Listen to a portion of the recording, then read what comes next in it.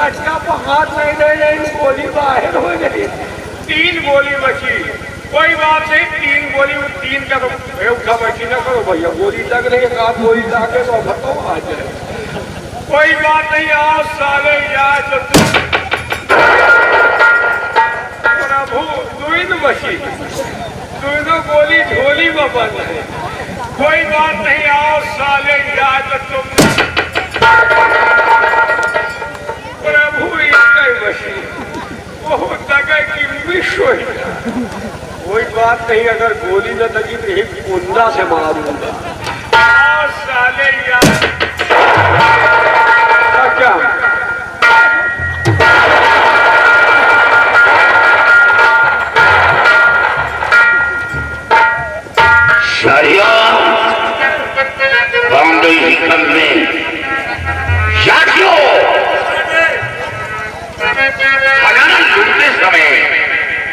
जो अलमारी पर ये पत्र मिला, ये बड़े काम का है। प्रधान जी, इस पत्र में क्या लिखा हो, इसका मजमून जानना चाहता हूँ। इस खत का मजमून जानना चाहते हो?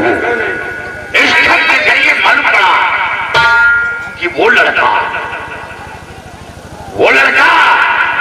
राजकुमार किशोर, वो इस वक्त अंडमान निकोबार की समुद्र के अंदर है। वो महाराष्ट्र की इकलौती भी थी जिसका नाम मधु मंजरी है, और वो लड़की उस लड़के को अपने कब्जे में कर रखा है। अपने कब्जे में कर दिया। हाँ, और हम अपना देश योगी का बनाकर अंडमान निकोबार की समूह जा रहा हूं, और जब तक उस लड़के को खोज नहीं निकालूंगा, हिंदुस्तान नहीं पहुंचाऊंगा, मैं वापस नहीं आऊंगा। लेकिन इसका याद है, महाराज को कोई कष्ट नहीं देना, कोई तकलीफ नहीं होगी, कोई सौतेला व्यवहार नहीं करना। काश इन्हें कुछ हो गया तो मेरी मेहनत बेकार हो जाएगी। इनका जिंदा रहना बहुत जरूरी है। अड्डे का ख्याल रखना, कोई अड्डे की तरफ आता है तो जिंदा जाने न पाए, नहीं अपने अड्डे का पता उसे मालूम हो जाएगा और उसके जरिए हम लोग गिरफ्तार हो सकते हैं। इसलिए होशियारी से काम लेना, मैं बहुत जल्द वापस आऊंगा। जय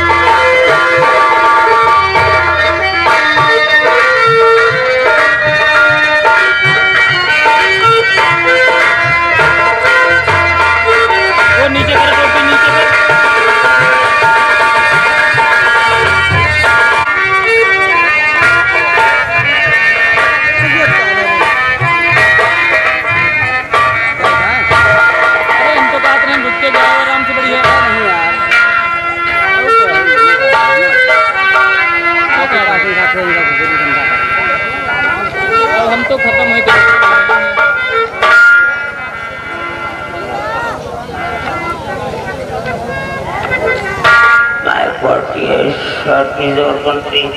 महाराज, रियासत के समाचार अच्छे हैं, प्रजा में चारों तरफ आपके नाम का जय जयकार हो रहा है।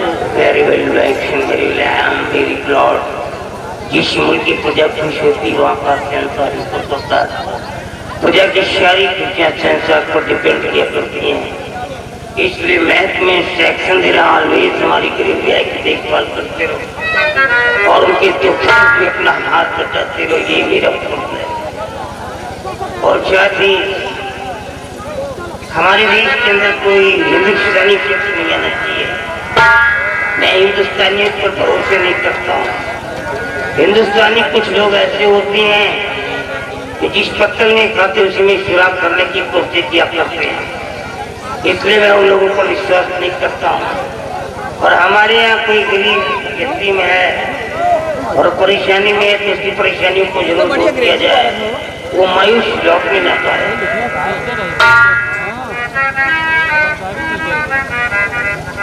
सिपाही महाराज के आदेशानुसार गेट पर तैनात हो जाओ, और अगर कोई गरीब यतीम लाचार व्यक्ति आता है तो महाराज के आदेशानुसार उसके दुख तकलीफ को दूर करो।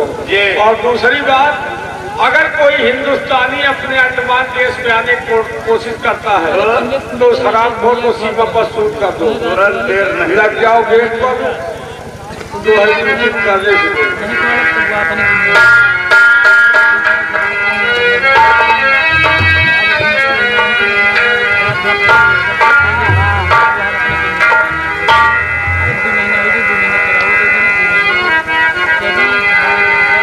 सीताराम सीताराम सीताराम फलो कल्याण।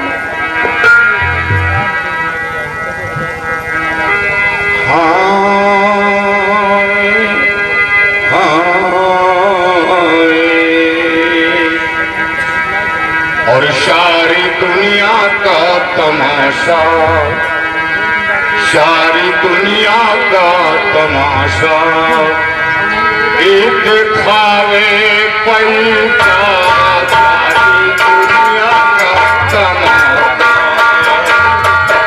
एक खावे पंचा, सारी दुनिया का तमाशा।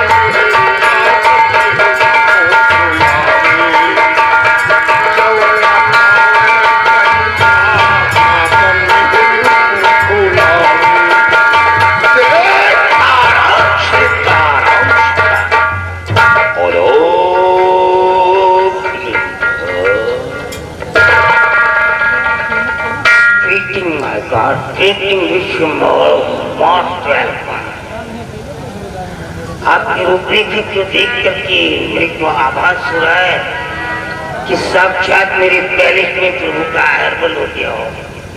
प्लीज आप कहाँ रहते हैं और किन कारणों से हमारे महल में पधारे हैं, कृपया सारा वृत्तांत बताइए।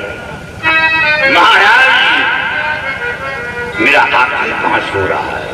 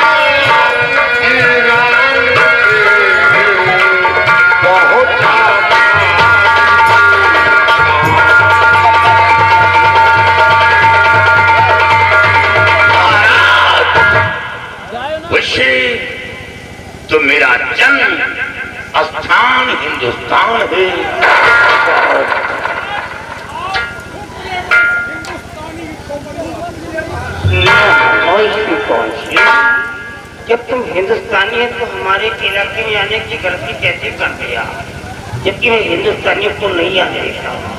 महाराज, मैं तो भगवान का परम भक्त हूँ, हमें दुनियावी परंपरा से क्या लेना देना है। देखिए, मैं तुम्हारा इंटरव्यू लूंगा, अगर तुम अपने इम्तिहान में सफलता प्राप्त कर ली तो तुम्हें हमारे देश के अंदर सम्मान मिलेगा, अन्यथा तुम दंडित किए जाओगे। बेशक हुजूर, आप मेरी परीक्षा आप हमारी हस्तरेखा और मस्तिष्क रेखा को देख करके बताइए कि आगे चल करके मेरे फ्यूचर में क्या होना है। मेघ मृथुन कर सिद्ध। महाराज, आपकी हस्तरेखा तो साफ साफ बता रहे हैं कि आपकी हवेली के अंदर कोई पाप का निवास है। Our palace is impossible. No.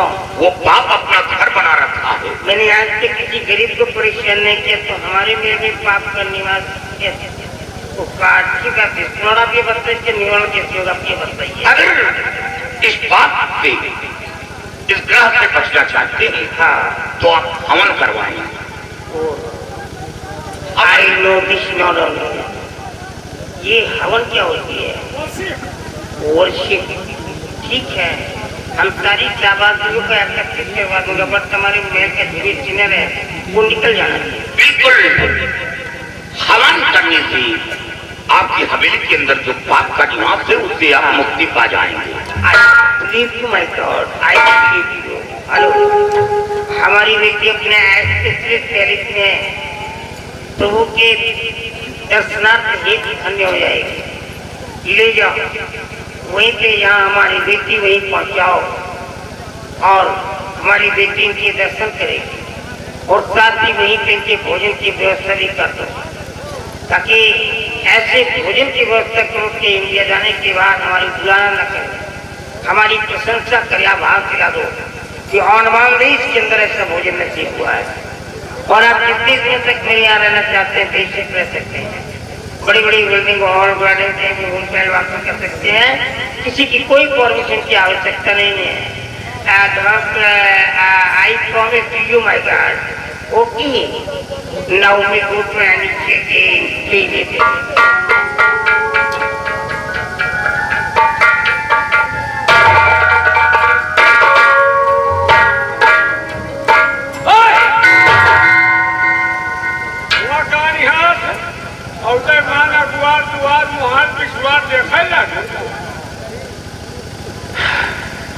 अच्छा, ऐसी हवेली पहली बार देखा है। यही का देख के बैठा है। अब तो ऊपर वाला सामान देखो, अंदर वाला देखो, नहीं भाई। अंदर चलिए, एक से एक आइटम दिखाऊंगा, कभी देखे नहीं बेटा। हिंदुस्तानी जब इतनी दूर से आया हूँ तो अंदर से बाहर तक का निरीक्षण तो जरूर करूंगा। ये बताओ, भोजन वेजिटेरियन या नॉन वेजिटेरियन? बेटा, मैं शाकाहारी हूँ, मांसाहारी हूँ। शाकाहारी। चले जाओ हैदरगंज, 200 बोकरा के मोरी ले आओ। क्या होगा? भूंजा जाए, एक कटोरवा सुरुआ तो पियो, एक हम शुरू। नहीं, हम शाकाहारी। शाकाहारी? हाँ। नहीं। उजरवा? ये क्या है? ठंडी मार्च के मिलता है, इसे तो 6 को मिल जाए। ये है क्या? अंडा। ऐसा भोजन नहीं खाएंगे। तो फिर का खिचड़ी खाई हो? खिचड़ी खिचड़ी खिचड़ी खिचड़ी? हाँ हाँ, वो तो चलेगा। अरे यहाँ खिचड़ी कहा, हम यहाँ खिचड़ी कहा, भोजन तो बेटा नाम मत दो, जी मचल जाता है। तुम लोग खाते पीते हो, तुम्हारे मुंह लगा है। हम तो वही नाश्ता ही करिए। आओ भोजन की व्यवस्था करते हैं।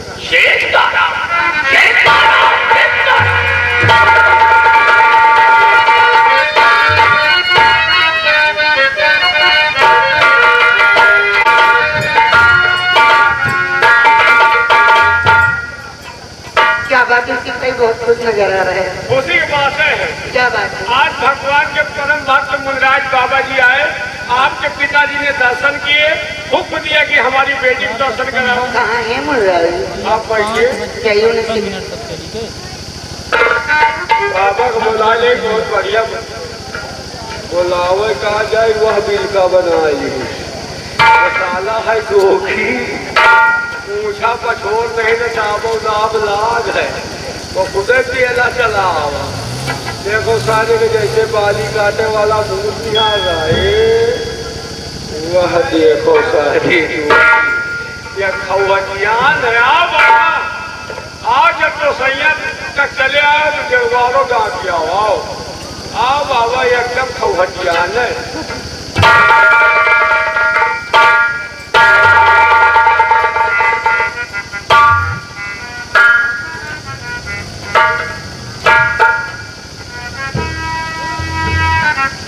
मनोहर, ये क्या देख रही हूँ? हमने आपके आशीर्वाद की कामना की, आपने आशीर्वाद दे देकर आंखों में आंसू, बात क्या है? हाँ बेटी, मेरे आंखों में आंसू क्यों आ गए मनोहर? बेटी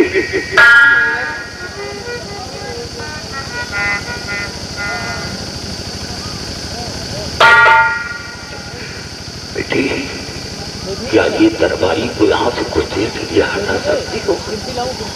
जानत रहे तुम यही तो वहाँ से है। कैसा जुबारी बाबा है, तो बूंद आंसू गिरा के जुबान लगाए रहा है। दरबारी तो कबाब में हड्डी है। अब यहाँ चले जाए तो हूँ अकेले, ये अकेले चाहे जाऊँ कर हमारा साथ एक बात ये साला है ढोंगी।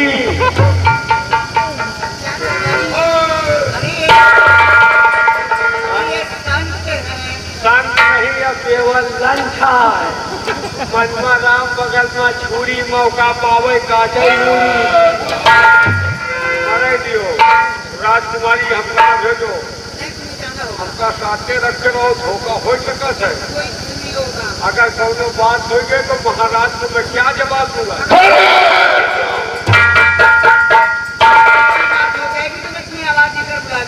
अरे जब कौनो बात हो जाए तो कहा यहाँ आके सपरा पी जाए। अच्छा ये बताओ, चले तो जाओ, कितना समय लगई हो? 5 मिनट में सब टहल हो ही जाए। चाहे फोन करो चाहे कदम 5 मिनट में मामला फाइनल। वहाँ चितवन खराब है। जा रही राजकुमारी का आदेश है, लेकिन जाए के बाद कौनो बात सुनाई न पड़े भाई। रेल जितने सीधे उतने टेढ़े हो या बंदूक ना छफैरा मारा तुम्हारा चेहरा छितरा है। 15 तारीख तक याद मनोहर, ये 15 तारीख को क्या याद दिला रहे हैं? मनोहर, अब आप बतलाइए कि आपकी आंखों में आंसू क्यों आ गए भगवान? बेटी, हाँ मनोहर, तुझे देखकर आंखों में आंसू क्यों आ गए? क्यों आ गए भगवान? और बेटी तुझको, और बेटी तुझको गया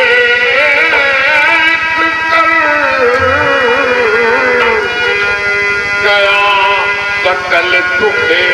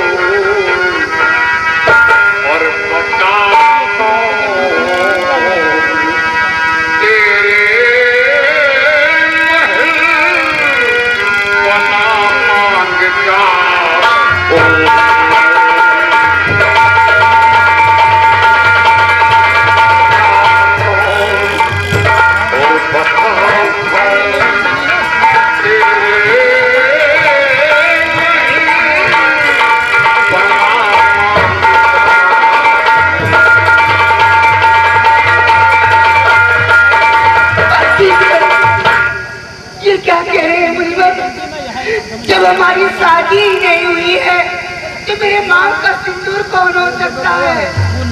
बेटी, सबसे झूठ बोल सकती हो, एक संत से नहीं, तुम जो कर रही हो, जो करके दिखाया है, हमें पूर्ण रूप से ज्ञान है। बेटी, तुमने प्यार किया है, मोहब्बत की है, हमें बेहद खुशी है। सिर्फ तेरे मांग के सिंदूर को, तेरे पति को, तेरे शौहर को अपनी आंखों से देखना चाहता हूं कि वो कैसा है। क्या मुनिवर, आप मेरे शौहर को देखना चाहते हाँ, हैं? ठीक है मुनिवर, मैं उन्हें सीधे ही लेकर आती हूँ, लेकिन एक विनती है आपसे मुनिवर। बोलो पुत्री। इस भेद को भेद ही रहने देना, किसी के कानों कान खबर न होने पाए। नहीं पुत्री, ये किसी को नहीं मालूम पड़ेगा। ठीक है, मैं शीघ्र ही उन्हें लेकर आती हूँ। जाओ बेटी, मैं तेरे आने की प्रतीक्षा कर रहा हूँ। जाओ।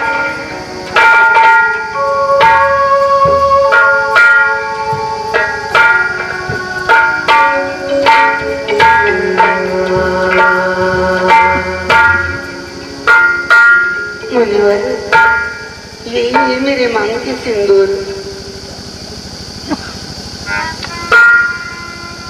बेटी, तेरा पति, तेरा साथी तो भाग्यशाली है, इसका मस्तिष्क कितना तेज चमक रहा है।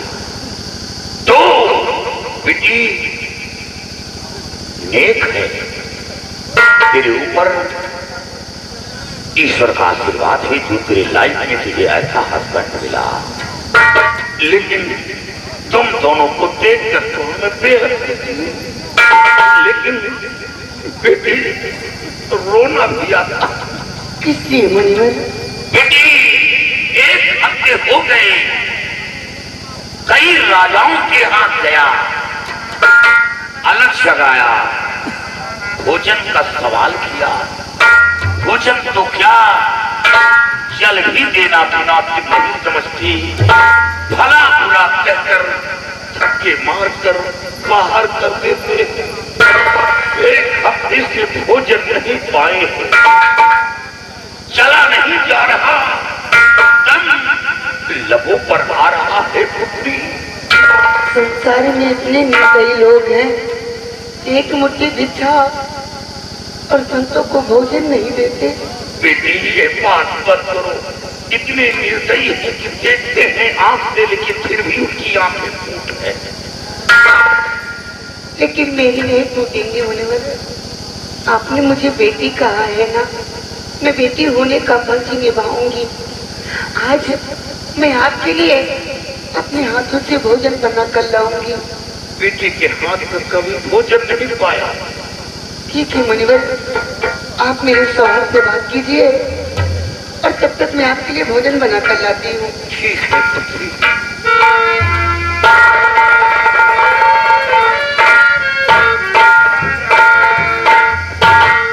मुनिराज, मुझे देखकर आपकी आंखों में आंसू क्यों आ गया मुनिराज? क्या बात है मुनिराज? बेटा, तुझे देखकर मेरे आंखों में आंसू क्यों आ गए? क्यों आ गए मुनिराज? जैसे तू मेरे सामने आया, हमें ऐसा लगा कि मेरा बेटा मेरी नजरों के सामने खड़ा है, बिल्कुल हूबहू तेरे ही जैसा एक मेरे पास औलाद था। बेटा, बहुत दिन बाद तुझे देखकर आंखों में आंसू आए। हिंदुस्तान से अंडमान देश में आकर तुझे देखकर बेटे की याद आ गई और आंखों में आंसू आ गए। बेटे, मुनिराज, यानी आप हिंदुस्तान के रहने वाले? हाँ बेटा, मैं हिंदुस्तानी हूँ। मुनिराज, अगर आप हिंदुस्तान के रहने वाले हैं तो क्या चंदनगर की चंद्रमण को आप जानते हैं? बेटा, चंद्रमण को तू कैसे जानता है? मुनिराज, वो हमारे पिताजी। क्या तेरे पिताजी? हाँ मुनिराज, अगर आप जानते हैं तो बतलाइए किस हाल में है और आपके बेटे का क्या नाम है, मैं जानना बेटा, मेरे बेटे का नाम जानकर क्या करेगा, क्योंकि अब वो दुनिया में जिंदा नहीं है। वो हमेशा हमेशा के लिए इस दुनिया से रुखसत हो गया। और महाराज चंद्रमणि का हाल तो हमें मालूम है। बेटा, इसी तरह एक दिन चंद्रनगर पहुंचा था। सोचा चलो महाराज चंद्रमणि के दरबार अलग लगाए। और जब वहां पहुंचा तो क्या देखा कि महाराज एक कमरे में बंधे हुए थे। लोग उन पर ईंट और पत्थरे मार रहे थे और वो बेटा बेटा चिल्ला रहे थे। तो पता लगाया तो ये पता लगा कि महाराज पागल हो गए। और वहां का मंत्री अभय प्रताप सिंह वो स्वयं महाराज बन बैठा है। ये सब नजारा तो अपनी आंखों से देख कर आया। देखिए